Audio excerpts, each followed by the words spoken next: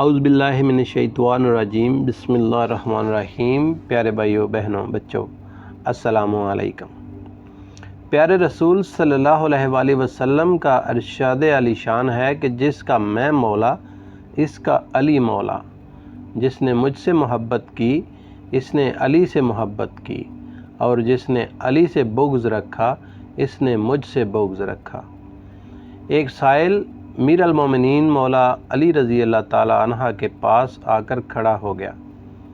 مولا علی رضی اللہ تعالیٰ عنہ نے حضرت حسن یا حضرت حسین رضی اللہ تعالیٰ عنہ سے فرمایا کہ اپنی والدہ کے پاس جاؤ اور ان سے کہو میں نے آپ کے پاس 6 درہم رکھوائے تھے، ان میں سے 1 درہم دے دو۔ انہوں نے واپس آ کر کہا امی جان کہہ رہی ہیں وہ 6 درہم تو آپ نے آٹے کے لیے رکھوائے تھے۔ مولا علی رضی اللہ تعالیٰ عنہ نے کہا کسی بھی بندے کا ایمان اس وقت تک سچا نہیں ہو سکتا جب تک کہ اس کو جو چیز اس کے پاس ہے اس سے زیادہ اعتماد اس چیز پر نہ ہو جو اللہ کے خزانوں میں ہے۔ اپنی والدہ سے کہو کہ 6 درہم بھیج دیں۔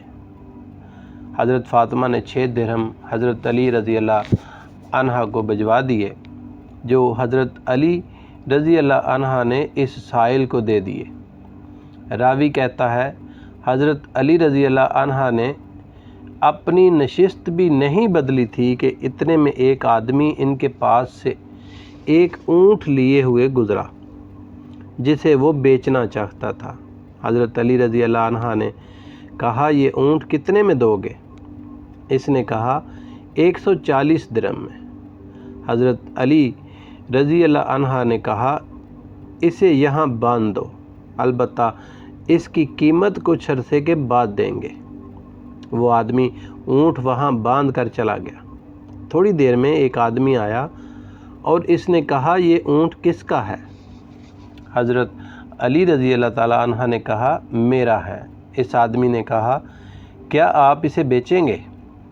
حضرت علی نے کہا کہ 200 درہم میں۔